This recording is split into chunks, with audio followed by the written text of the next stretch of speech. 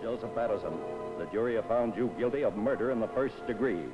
Have you anything to say before the court imposes sentence? Yeah, I got something to say. I just want to tell my friend Mr. Stoll that he's got something coming to him, and he's gonna get it. The court will remind the prisoner the district attorney has but fulfilled the obligations of his office. It is therefore the sentence of this court that the defendant shall be put to death during the week beginning June 2nd, 1938, in the manner and place prescribed by law. You are remanded to the custody of the sheriff. Edward Hennessy, Associated Press. This letter will admit you to the execution as required by law of Joseph Patterson, the State's prison the night of June 4th. Check? Okay. Okay, Hennessy, move on in.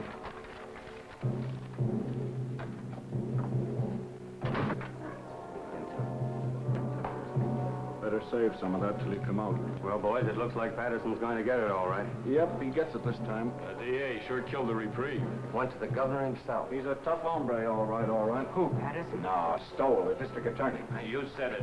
All right, boys. This way, please.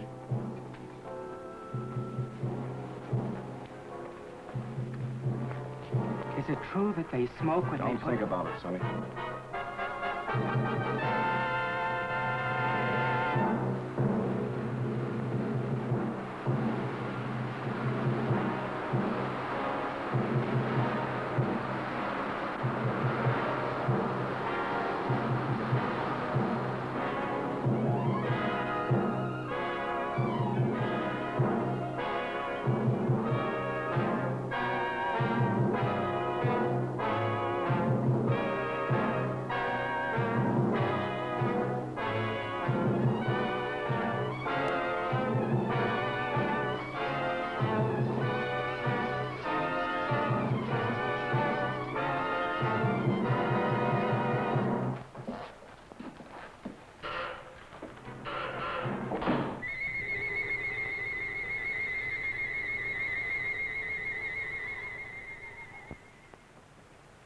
Well, that's that.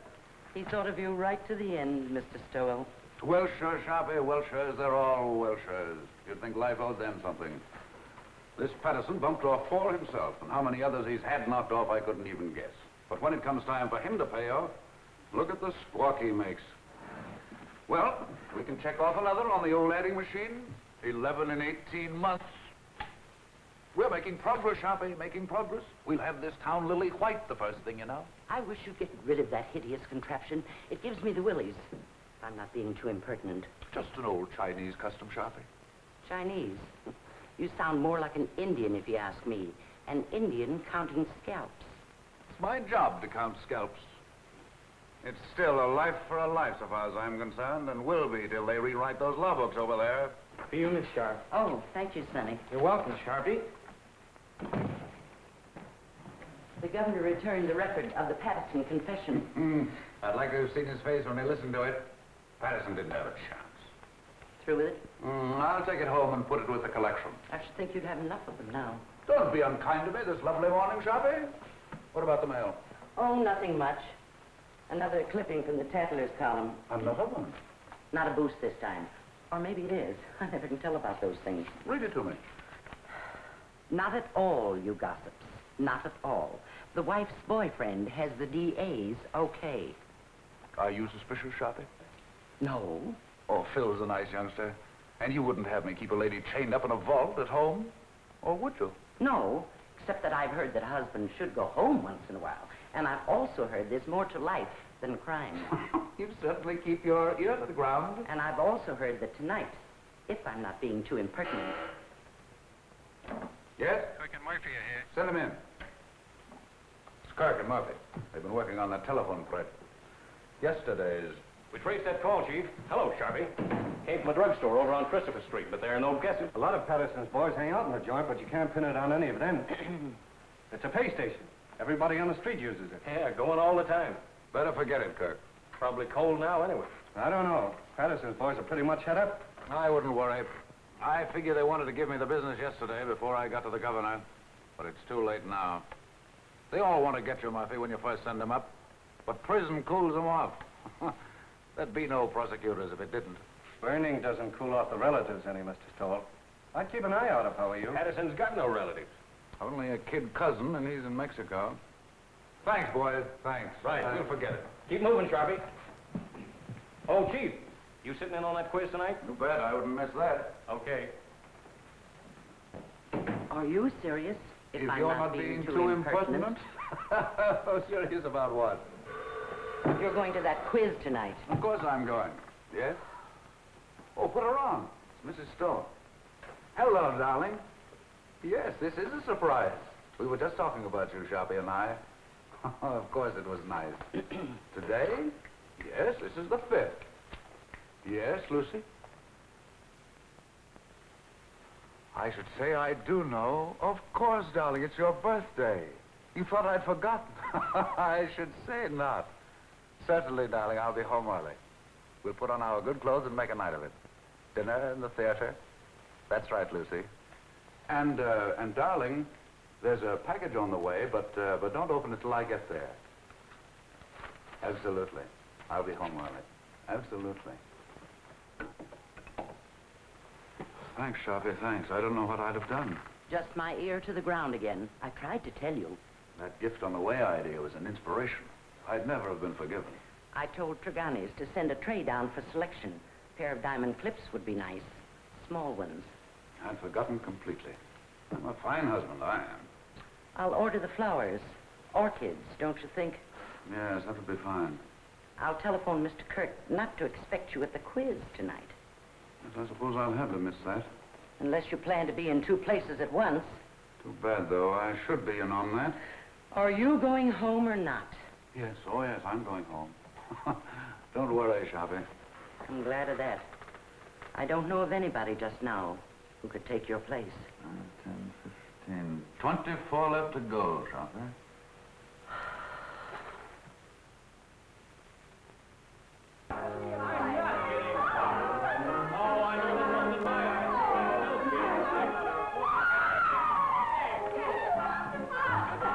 You want a drink, Phil? Oh. Yes, I need one. Me too.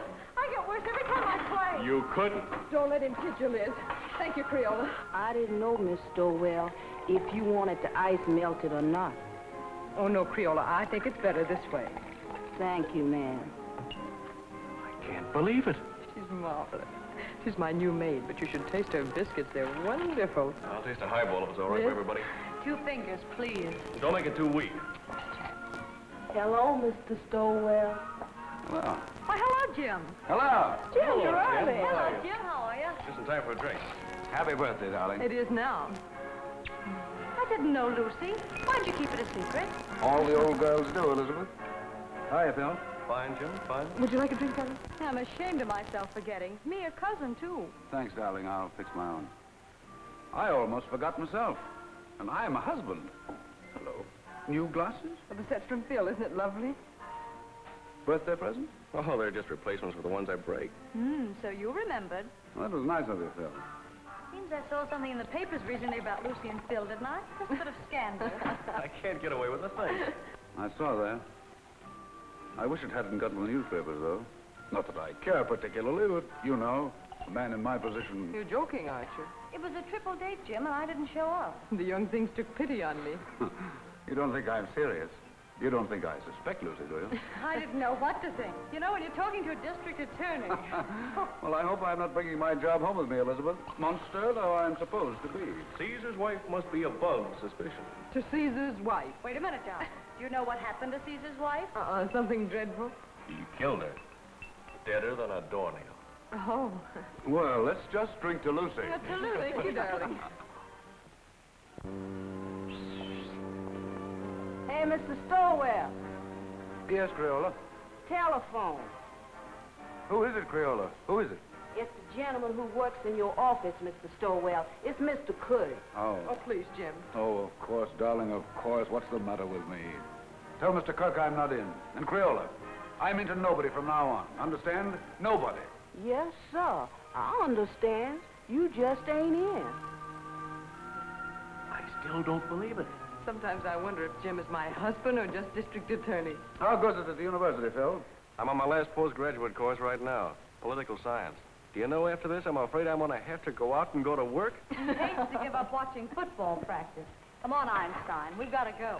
I'm going to make him study tonight or bust. Let's bust. A great, big, beautiful bust all over town. What do you say? Oh, you ninny, come on. Thanks, Lucy, for the game and the drink. See you soon. Bye-bye. Happy Goodbye, birthday. kid. Thank you.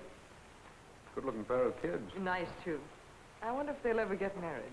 Mr. Stowell, I told the gentleman you said you wasn't in, but he didn't believe me, Mr. Stowell. He says to tell you it was important, and to tell you that the cousin from Mexico was in town. But he didn't say what cousin, Mr. Stowell. That's all right, Crayola. Thank you. You're welcome. What does that mean, Jim? The cousin from Mexico? Nothing at all. Kirk shouldn't bother me here with details.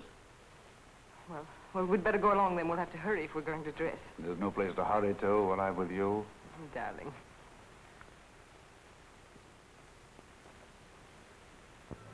These clips are so lovely, Jim. You know, I really hoped for them. My girl, I bet you hoped me into them. Well, don't people say that if you hope hard enough for anything, it comes true? Only foolish people, darling. Hope's a cheat, but not a very kind one. Must you be cynical tonight? Oh, don't listen to me. Hope is fine, darling. But having is so much better. Nice, husband. Oh, now you make me feel uncomfortable. I've got a confession to make. The clips weren't really my idea. No, Sharpie thought of them. In fact, Sharpie thought of your birthday. Oh, Jim. Oh, it's the awful truth. I forgot. Well, I wouldn't let it bother me. Sometimes I wonder how you manage to remember as many things as you do. And you're the only thing in the world really worth remembering. That's nicer than any present, Jim. Except I didn't remember. But someday I will. Someday I'll stack up all the things I've forgotten in one huge celebration for you. And will that be a day? This day, this nice small day is all right. Just having you home again like this is enough. I haven't been anywhere. I know, but it seems you're never home anymore. Never? Well, almost never. At first, I used to be able to console myself by saying, your husband's a great soldier. He must be off to his wars. But lately, it's been harder and harder making it work. I don't seem to be able to console myself that way anymore. I just want you with me, especially when it's getting dark. I suppose I'm just lonesome. Or maybe I'm afraid of ghosts. Just a minute, Lucy.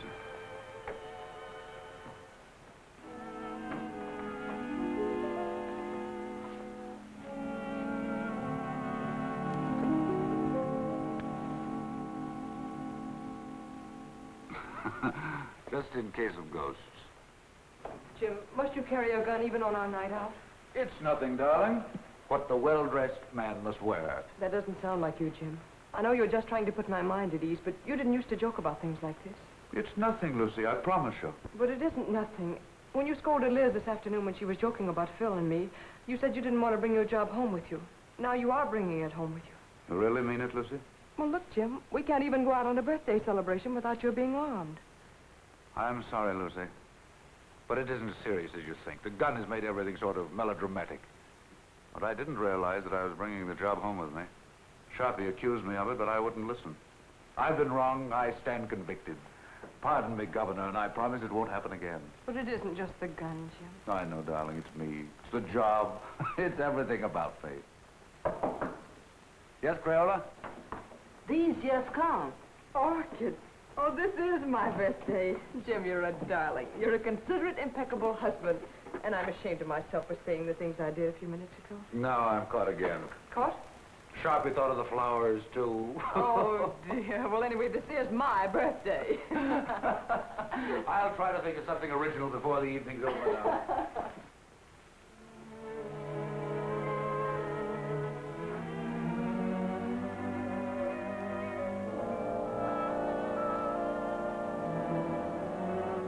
Nice evening, ma'am. Perfect, Jenks, perfect. Been some time, Jenks, since we've made an evening of it. But Mrs. Stowell with us it is, sir. Why, Jenks, you mean? Oh, no, ma'am, I didn't mean it.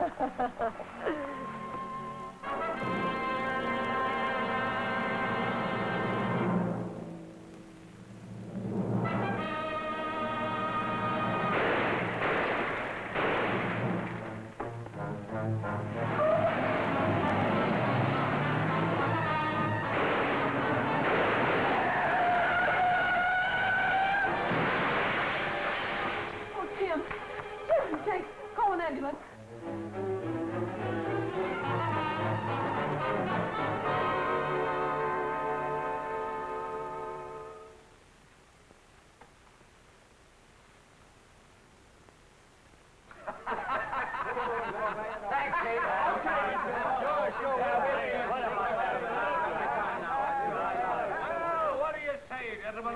giving a dead man a break. And let it show on the front pages.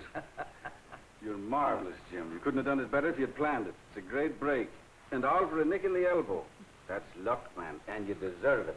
I'd like to have quizzed that kid before he died. Cigarette? I never use them. No, Jim, it's better the way it happens. It's a closed book. We've had enough Patterson. I'd like to have had those newspaper boys in here last night when they were operating. You look good and sick. The doc wouldn't stand for it. Oh, we'd have had a great break in the morning papers. The afternoon papers are not to be sneezed at in this town. No, sir. If this were election year, we could snap you right into City Hall. Easy, just like that. Thanks, Dan. Thanks nothing. I'm doing you no favors I'm not doing myself. Well, you got this town by the ear. Served by its long, hairy ear. You're a hero, that's what you are. Well, goodbye, Jim. I'll be in later with the papers. Right. See you later.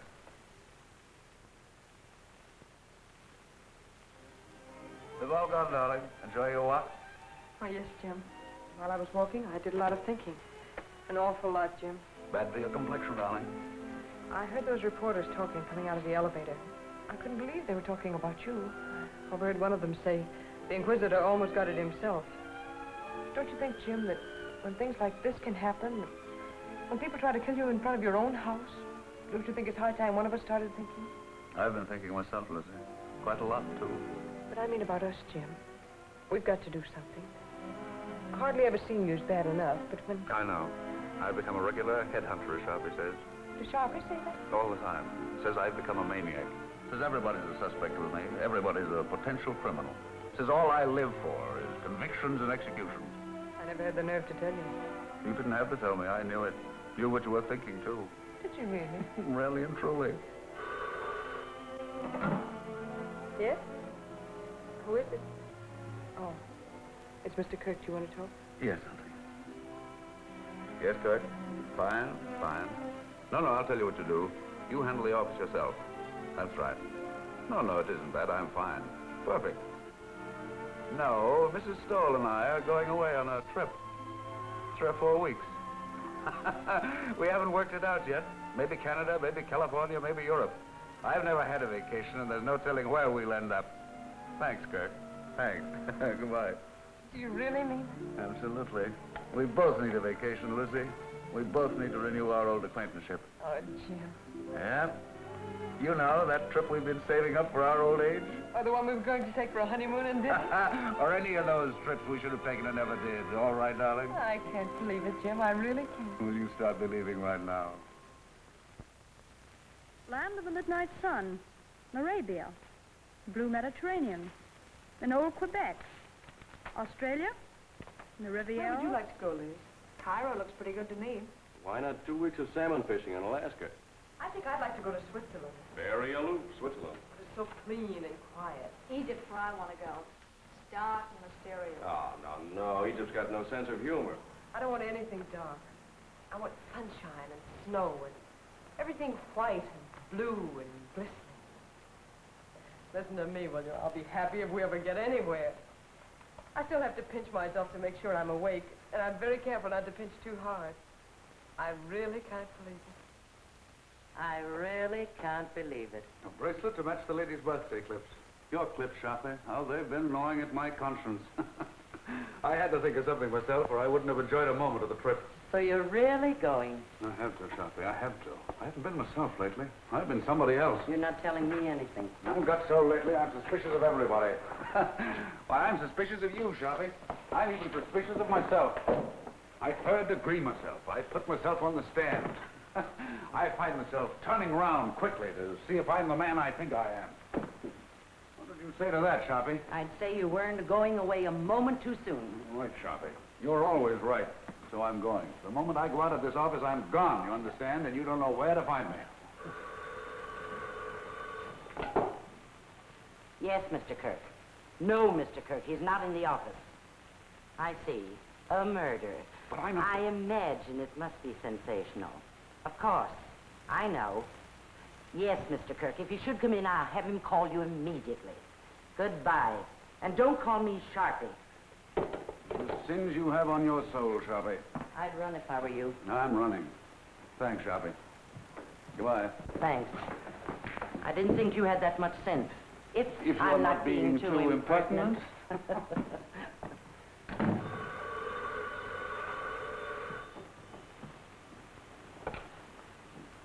Sorry, Mr. Stoll's not in the office, and I don't know where to find him. Oh, it's the police headquarters. I'm sure it must be very important, but I have no idea where to find him. So sorry. So very sorry. Goodbye.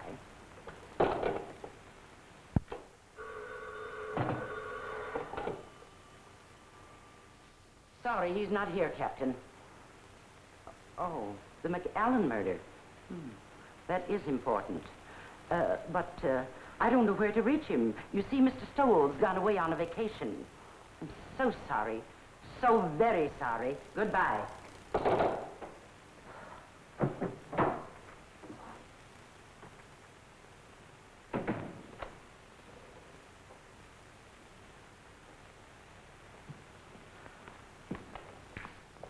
Hello, Sharpie.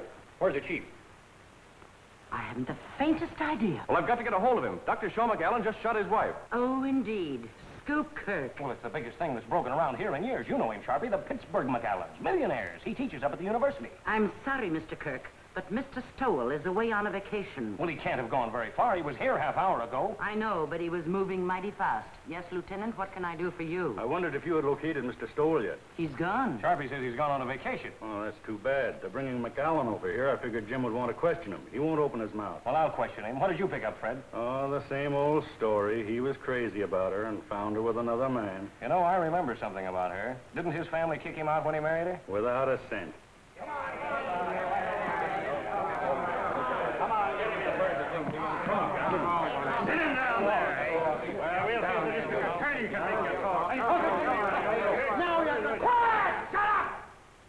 I think I'll be going now, if you gentlemen don't mind. See if you can locate the chief.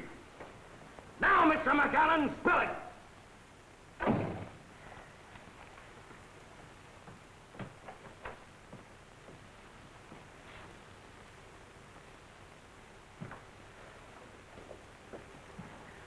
Lock up when they're all through, Pinky. And put the cat out. Okay, Sharpie.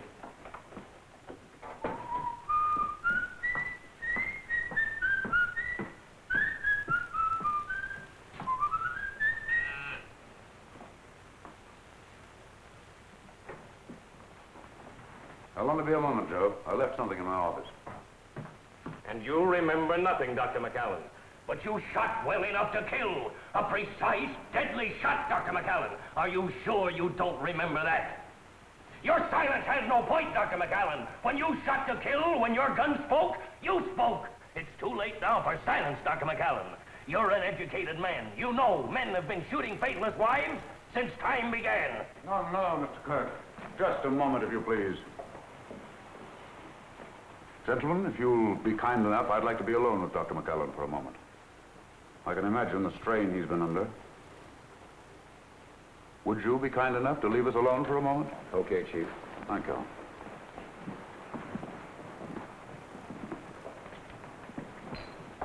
I'm sorry, Dr. McAllen. We've been so inconsiderate. Sometimes my men allow their ambitions to run away with them.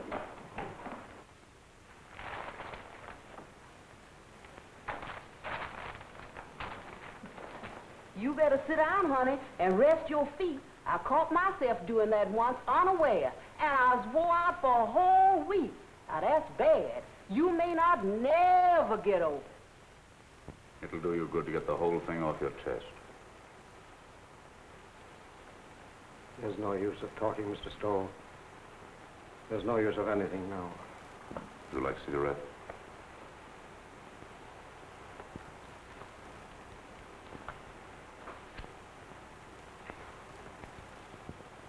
Drink? I have some very good brandy. I don't want you to talk if you don't feel like it. I just want you to know we're not monsters here. We're just human beings like yourself. They can do what they want with me. It doesn't matter anymore. Nobody's going to do anything to you, Dr. McAllen. I'm not trying to hide anything. I shot my wife. I killed her. Now, you You sure you wouldn't like a drink? I suppose it all happened suddenly. Only this afternoon. Only a few hours ago. I was leaving home for class. When I realized it was raining, I went back for my raincoat. It was then I saw her sitting in her room before the mirror. Never had she seemed so beautiful. Sitting there in the dark, with only the two small lights on her dressing table burning, powdering her neck and shoulders, smiling and humming, happy with herself. Never had she seemed so beautiful as at that moment, with the mirror light shining up on her face, and the rain beating on the window behind her. All husbands have moments like that. And at that moment, I realized how terribly I'd neglected her. Oh, I know it sounds horrible now, but it was for her sake I neglected her. For her sake, I worked, studied. I wanted her to have good things, and we were poor, very poor. I understand. You watched your wife before the mirror. And as I watched her, I said to myself I would never neglect her again. And then I tiptoed across the room to the dressing table. With her humming, she didn't hear me. I leaned down quickly and kissed her. Instantly, the moment I kissed her, she shivered. Her flesh became goosepimply as with cold. I saw her face in the mirror looking up at me, and all its happiness was gone. On it was a look of revulsion. I was speechless, stunned. I see. The Japanese have an expression. A woman tells the truth to her mirror. And then she recovered and looked up at me and laughed and said, "You should know better than to ruin a lady's makeup." She began to powder the spot on her neck where I'd kissed her. And she got to her feet and kissed me on the cheek. "I've got to run along," she said. "I'm playing bridge at Sonia's. I'll see you for dinner." She ran out. I stood, still speechless, and watched her go. I see.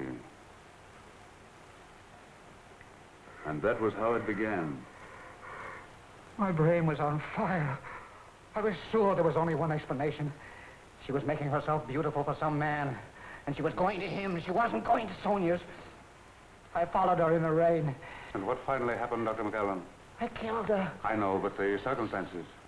It's all unreal to me. All blurred. I was blind, insane. I saw her enter a house. I went to a window. I saw her run into a man's arms. The fire in my brain became a fury. I didn't realize I'd drawn the gun. I didn't realize I'd fired it. Until I saw her body crumble to the floor. And then I knew I'd killed her. In that instant, I knew I'd lost forever the one thing in the world I loved. It's my fault. My stupidity. My neglect.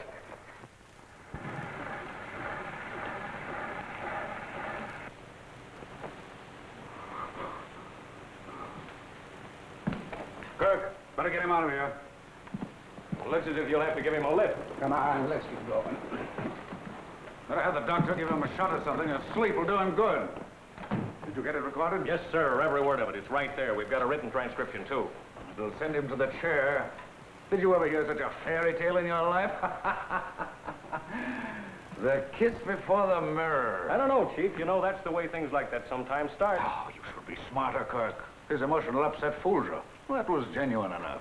But the kiss before the mirror story, that's something else again. Wait till a jury hears it, with the proper commentary by the prosecution, I mean. You want to transfer facility? No. I like it flat. I can play the whole thing through then. I think I'll take it home and lock it up. Keep this quiet. The McAllen family will probably leap to the rescue with their millions now the wife is out of the way. And by tomorrow, they'll have all the legal brains in the country lined up against us. They'll repudiate the confession. They'll repudiate it, all right. But if we don't mention it, they won't worry about it. That is, until we spring it.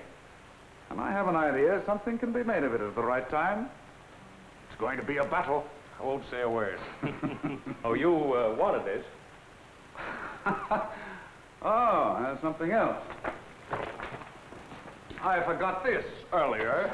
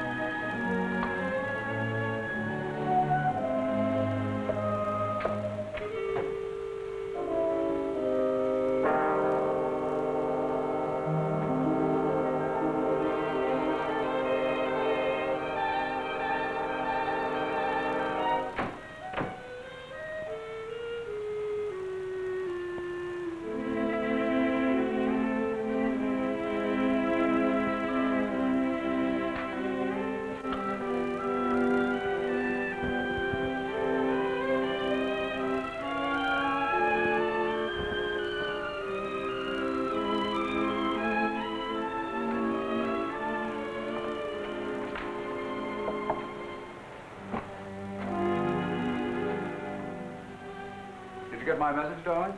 Yes, I got it, Jim. I'm sorry, terribly sorry, but I couldn't pass it up, Lucy. Yes, I imagine it'll be a sensational case. Another conviction. Oh, it isn't that. I'd be shirking my job if I went away now, believe me. That's funny. It's a kiss before the mirror. What's funny? Nothing. Nothing for your pretty ears. I was just reminded of a little story I heard today.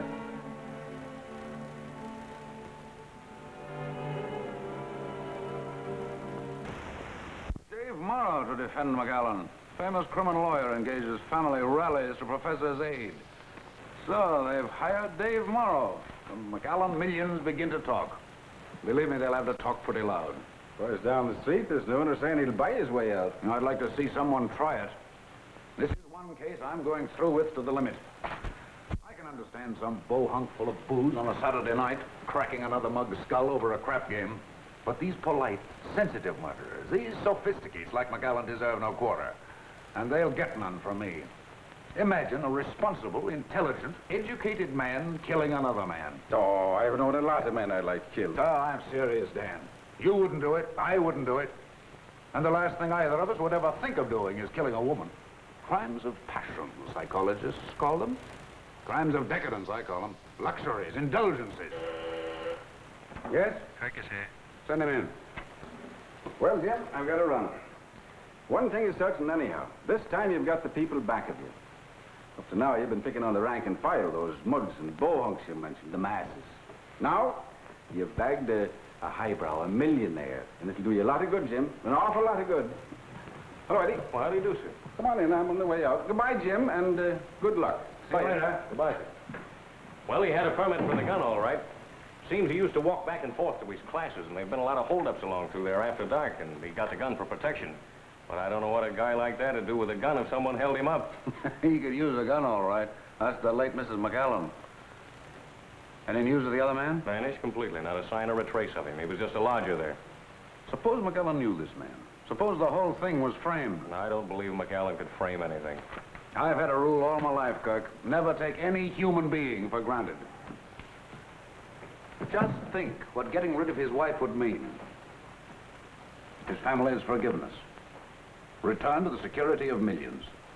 A chance to follow his studies and comfort. What is he professor of, anyway? Political science. Oh, yes, I remember. See what an opportunity this man would offer? It's true. He neglected her. He said so himself. And why didn't he kill the man? That's what a man usually does. Kills both of them. But not a professor of political science. I was just telling Dan Ellison. McAllen's one of those sensitive murderers. Consider that fancy tale of his. The kiss before the mirror. It's raining out. He comes back for his raincoat. Sees his wife. Kisses her. She laughs at him. Suddenly he sees red. My brain was on fire. I was sure there was only one explanation. She was making herself beautiful for some man. And she was going to him. She wasn't going to Sooniers. I followed her in the rain. And what finally happened, Dr. McAllen? I killed her. I know, but the circumstances. It's all unreal to me. All blood. I was blind, insane. I saw her enter her house. I went to a window. I saw her run into a man's arms. The fire in my brain became a fury. I didn't realize I'd drawn the gun. I didn't realize I'd fired it. Until I saw her body crumble to the floor. And then I knew I'd killed her. In that instant, I knew I'd lost forever the one thing in the world I loved. It's my fault. My stupidity.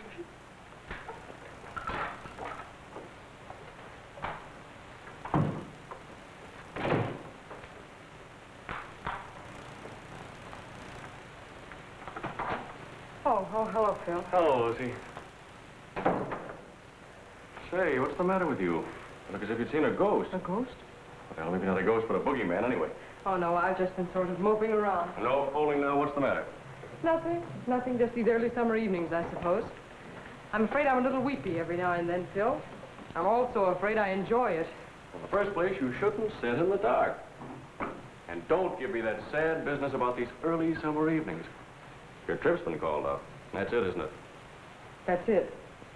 Sit down, Phil. I know. It's a tough break all the way around. You know, Lucy, Dr. McAllen was my prof in political science at the university. He was a great little man. I imagine he was. He was like a child, so lovable and simple. Everybody at the university knew about his wife except him. I wonder how he came to find it out. Let's go out on the terrace. It's so close in here.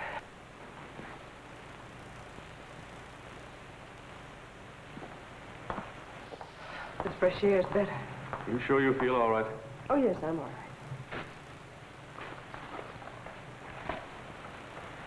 It was Dr. McAllen I came over to talk about, but perhaps I better let it go. You seem to have enough bother. Oh, go ahead, Phil. I'm fine now.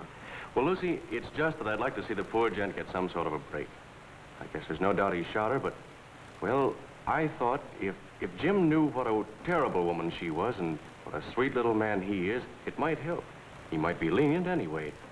And I thought if you could... If I could speak to Jim? Yes, Lucy, if you could, because I could never do it.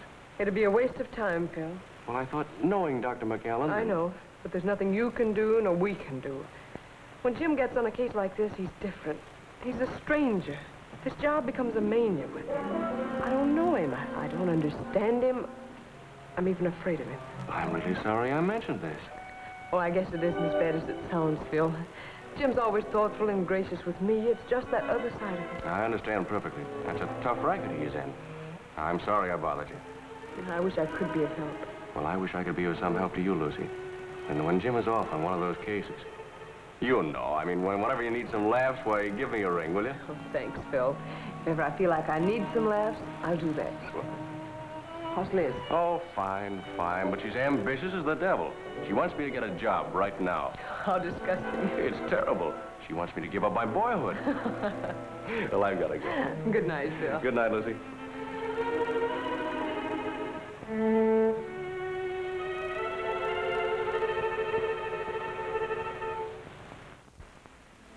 Oh, I didn't know you were here, Jim. How long have you been home? Just a few minutes.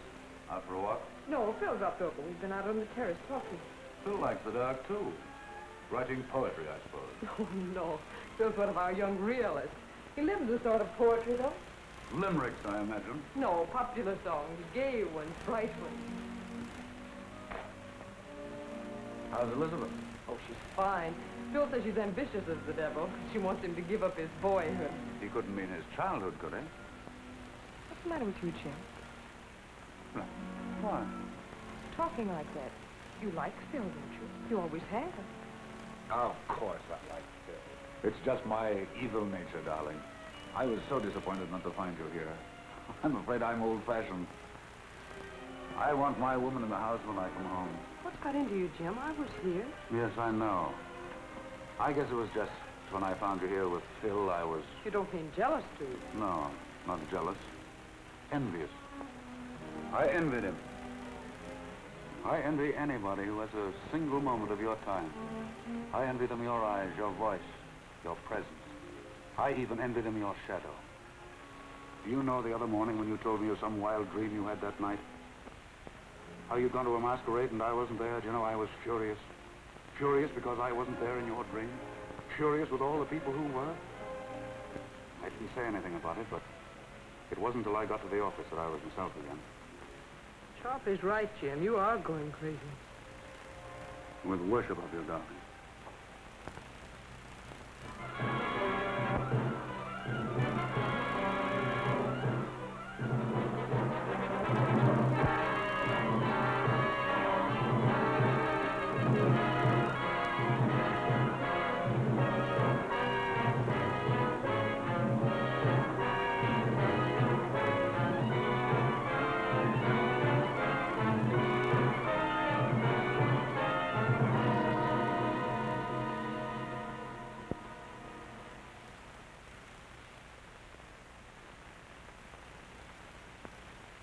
I'll bet they had some idea like that. More coffee? Like what?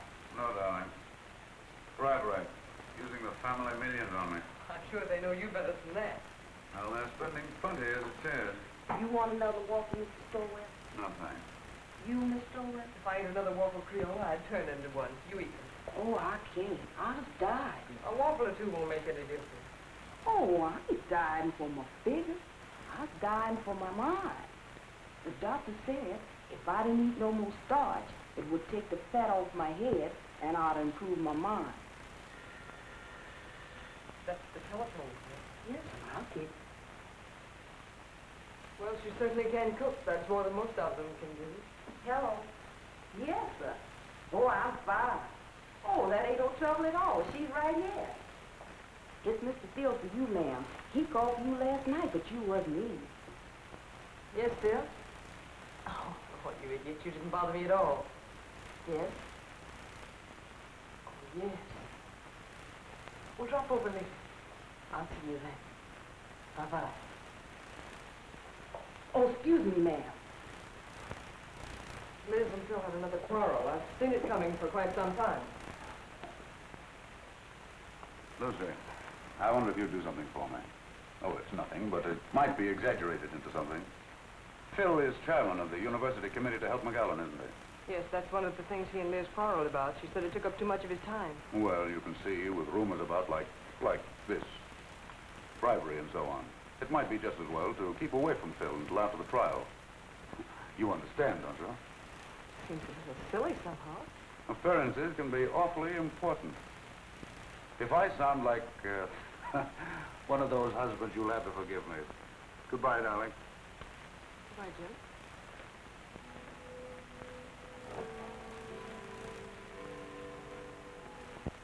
No, Dave, the job was premeditated, and I'm pretty sure I can prove it in court. Aren't you going just a little bit out of your way, Jim? I'm not just talking as his attorney when I say that he was not in his right mind. I know, you're just talking as an old friend. Now, I've defended many a criminal, and if McAllen's one, I'm giving up the profession. Believe me, if ever a man was insane, he was. So, it's insanity again, Dave. I suppose you've got your battery of psychologists and experts all lined up. And when they get through, you have McAllen fixed up so mad, you'll be asking us to believe that it was his wife who shot him. Cigarette? No. But I tell you, the man was really crazy. It's the only possible explanation. If you keep on, none of us will be responsible for anything. We'll do what we like. We'll steal, kill, anything. And if the police catch up with us, we'll just go out and hire someone as smart as you to prove us crazy. That is, if we have the money. Now, look here, Jim. I'll give up my fee in this case if you'll play ball. Change the indictment to manslaughter with a recommendation for clemency, and we'll close the case. No, Dave, can't do it. Not and run this job as I see it. A man who murders, regardless of the circumstances, is already a criminal at heart. Oh, forget the job this time. McAllen's a human being, and the most helpless human being I've ever come across. You ought to go over there and take a look at him. I get it now, Dave. You're just giving me the human interest No, business. no, Jim. This is no trick. I tell you, McAllen is just a man like the rest of us. A man who is madly in love with his wife and blind with jealousy. Why, what's happened to him might have happened to any of us. Might have happened to me or to you. Stop your kidding, Dave. See you in court. He looks as if you'd pinned these ears back. Well, let looks fool you, Kirk. Mara's a tough and wily gentleman. We've got a fight on our hands. Choppy, will you send 24 long stemmed roses to Mrs. Stoll right away? White ones. Any card? Any special sentiment? No, just for me. They're conference flowers. Are you sure 24 will be enough? 24 will be plenty. Yes, Kirk? Mara's going to be tough. But I'll send his psychologists and experts screaming back to Vienna when I get through with them. Wait till I spring that confession. A kiss before the mirror.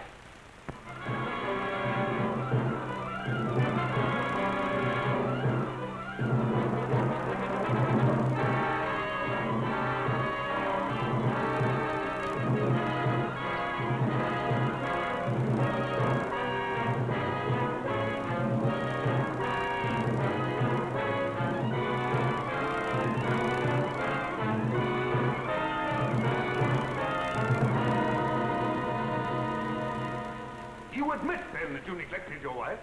You saw little of her. You were too busy with your humanitarian studies, your plans for a better world. I must ask you again to answer yes or no. Yes. Thank you. Did your plans for a better world include, by any chance, better consideration for your wife? I object, Your Honor. The question is irrelevant and inappropriate. Objection sustained. The district attorney will please control his sarcasm. You are a professor of political science at the university. Is that right? Yes. Your students loved you, liked your courses. I think so. You spent a great deal of your time with them. Long hours after class and in the evenings. Yes. And when your students were not with you, your work was with you. Night and day. Is that not right, Dr. McAllen? Yes. How long would you say, Dr. McAllen? How long was it before your wife's death that you took her out, say, to dinner, to a party, to the theater? I object, Your Honor. The question is irrelevant. Objection overruled. The district attorney may continue. How long, Doctor? A month? 2 months? 3 months? About 3 months. This, then, is the woman you loved. This woman you did not think enough of to be a companion to in her ordinary life. This woman you left to weep her heart out in her own loneliness. This is the woman you say you loved with a passion when a madness that drove you to kill? I object, Your Honor. I object. Order! Order! Ladies and gentlemen, be seated. Order! Evening paper, ma'am. McAllen collapses on the witness stand. Thank you, Creole. You're welcome. Cracks after 2-hour grill by District Attorney Stoll.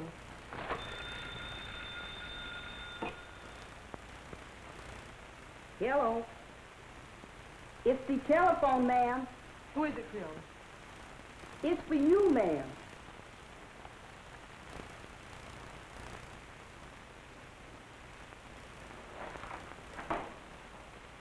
Yes? Oh, yes. Oh, yes, yes. I'll be over as soon as I can.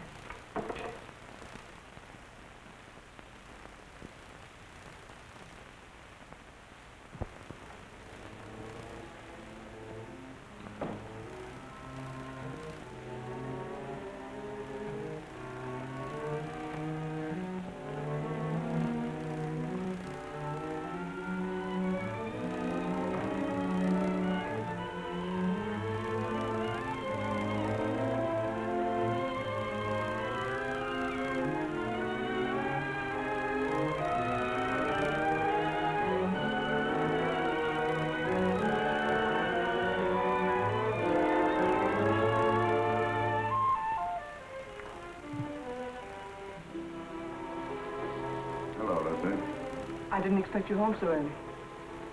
I've had one of those days. Yes, I know. I read it in the paper. Sort of a Roman holiday, wasn't it? You shouldn't read the papers, Lucy. They're not for your pretty eyes.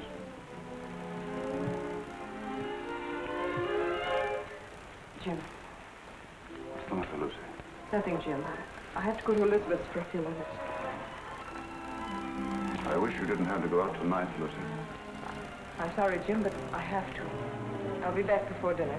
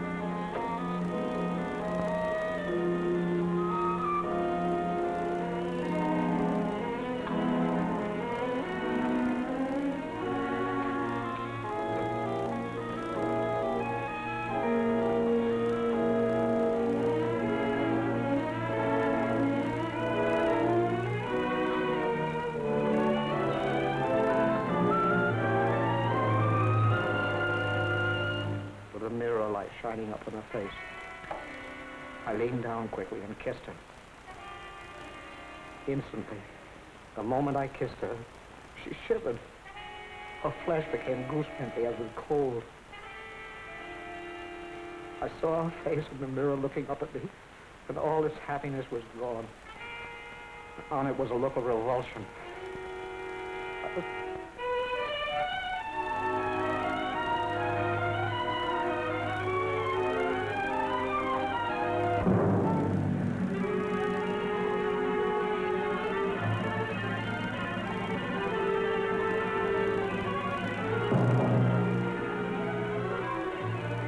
Better wait.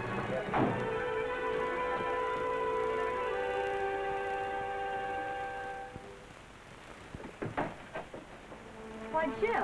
Hello, Elizabeth. Is Lucy here? No, Jim. Why? Something the matter? No, I just wanted to speak to her.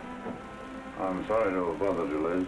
It's nothing. Well, come on in, Jim. I expect her. I'm waiting for her now. No, thank you, Elizabeth. I've got to go along. I just wanted to say something to her. See you later.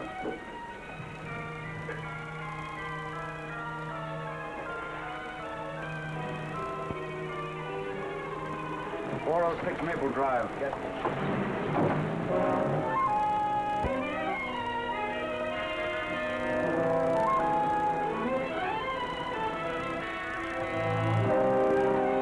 You want me to wait here for you, mister? No. You better not wait.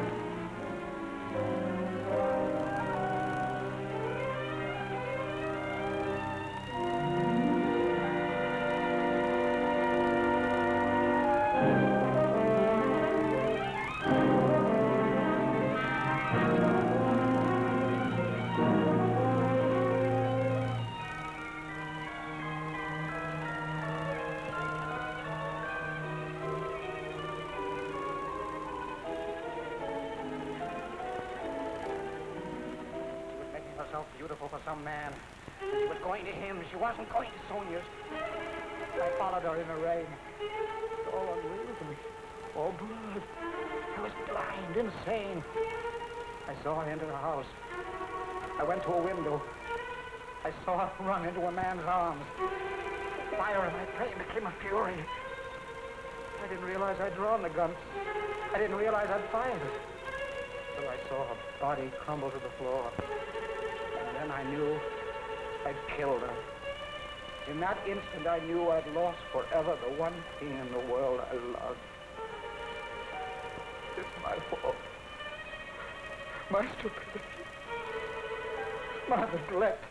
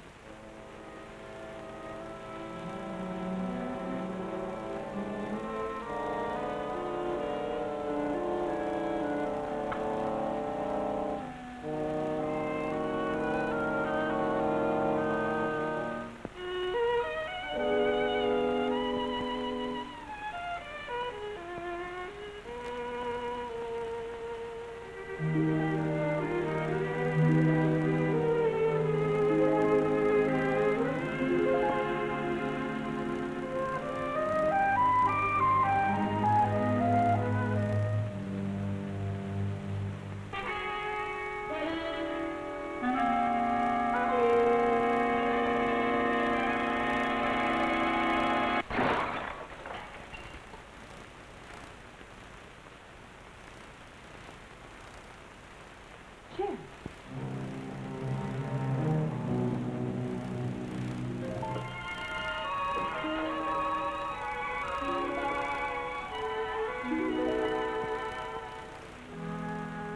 It was a stupid record. I should have bought some new ones. Liz said you were looking for me. What is it, Jim? Nothing. Nothing much. I guess the case is about getting on my nerves. I simply wanted to tell you that I wouldn't be at home tonight. I'm staying in town. Oh, I see. It's much better if I'm near the office. Yes, I suppose it is. The office is terribly important. I can get someone to stay with me here. Yes, I'm sure you can. See you tomorrow.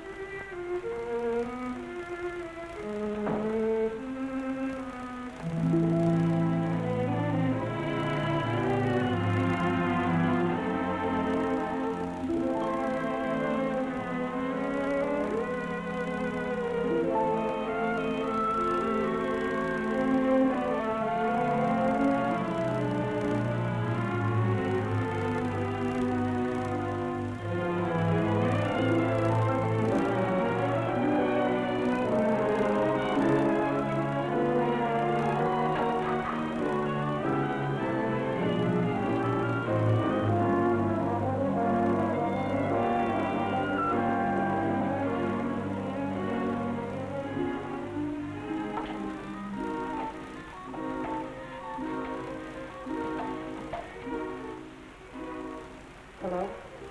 Hello, is that you, Phil?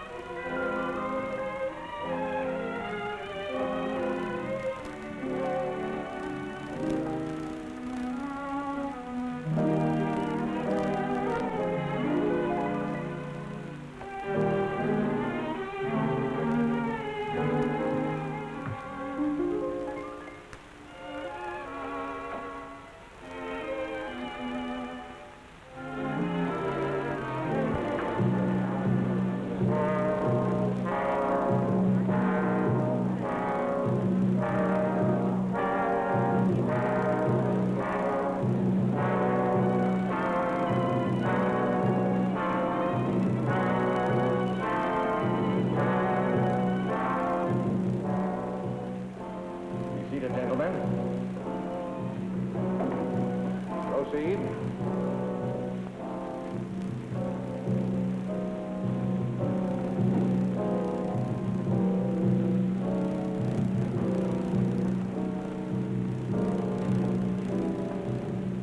Chief.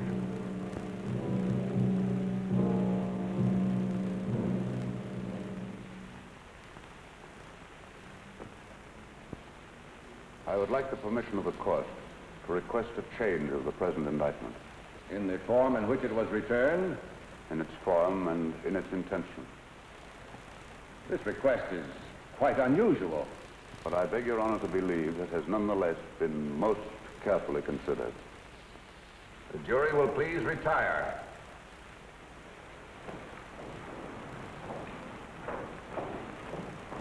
What's the matter with Stoll today? Can't figure it out unless he's got a new act. He looks as if he's ill. I do hope nothing's happened to him. This is the only day I can come. Here's where he pulls something out of his sleeve. The state has come to the belief that the indictment of murder brought against the defendant in this case was not fairly and justly conceived. The attorney for the state has come to the belief that he acted without premeditation. If it please the court, the state recommends that this indictment of murder be amended to a charge of manslaughter.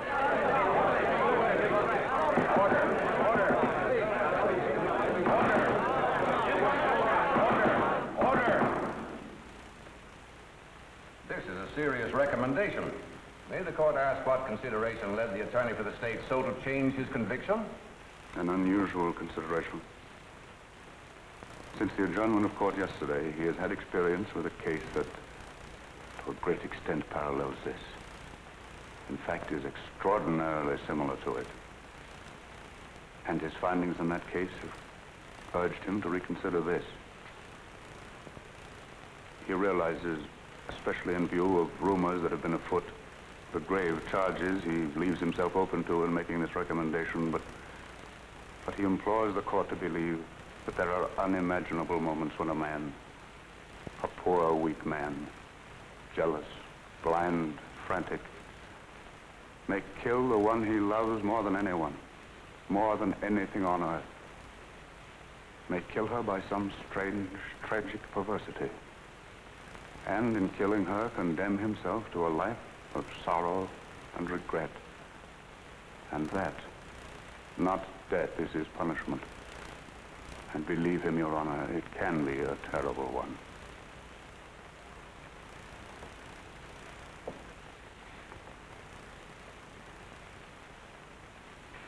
I see. I see.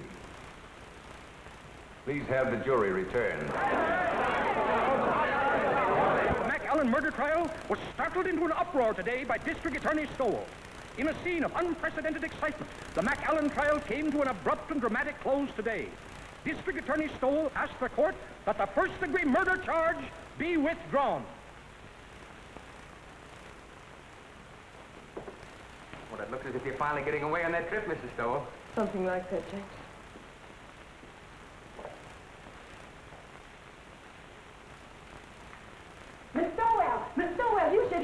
Stowell? What's it, Creola? Mr. Stowell just let that McAllen man go. He let him go? Yes, something like that. You just come on in and listen, Miss Stowell. For the alleged rights players, surprise the spectators and the court by asking that the first-degree murder charge be dismissed. The jury, following Judge Forbes' instructions, immediately returned a verdict of manslaughter with a recommendation for clemency. The penalty calls for from 10 to 20 years. District Attorney Stoll has blankly refused all further discussion of the case. We will now continue with our regular program. I thought sure they was going to electrify him. Thank you, Creola. I learned a lot just sitting here on my day off, improving my mind.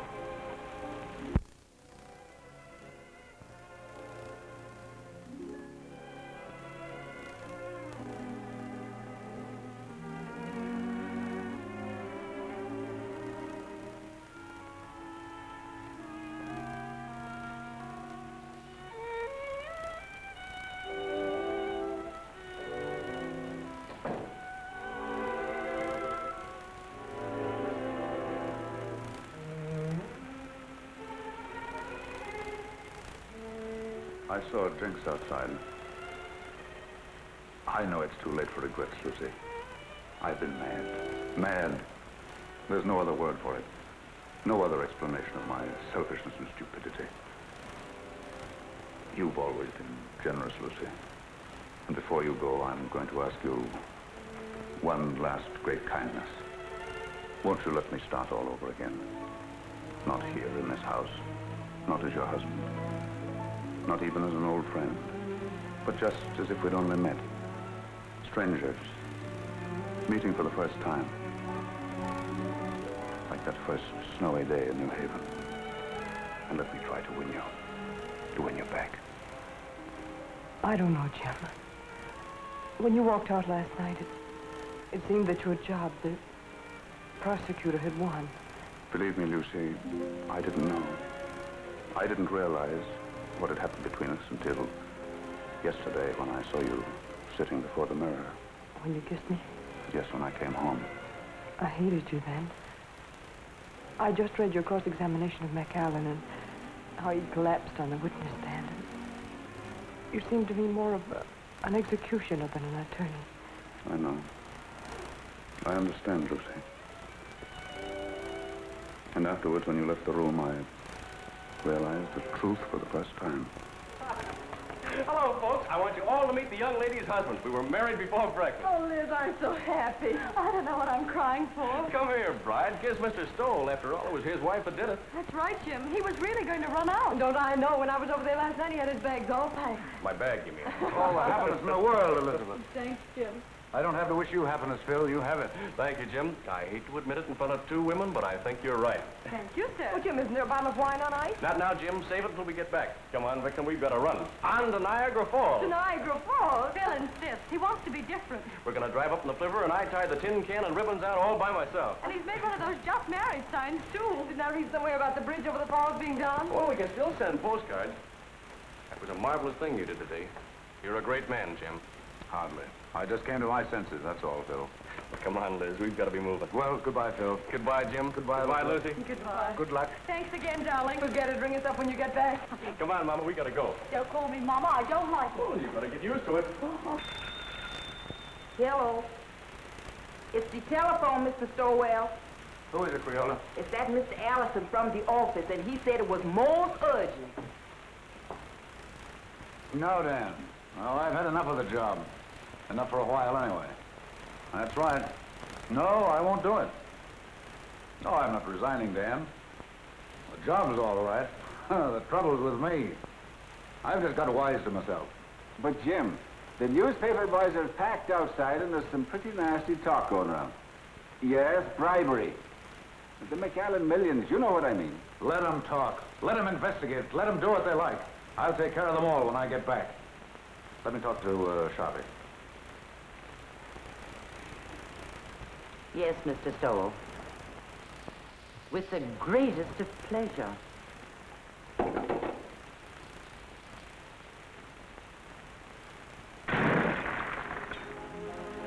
That's my little good deed for the day. Never mind that, Jane. And please bring the other bags back. I won't be going for a few days. Yes, ma'am. At first, I couldn't believe my ears. Someday, darling, I'll tell you a story and you won't believe your ears. About us? About me. About my great reformation. It happened last night. Tell me. I'll tell you on the boat for Europe, darling.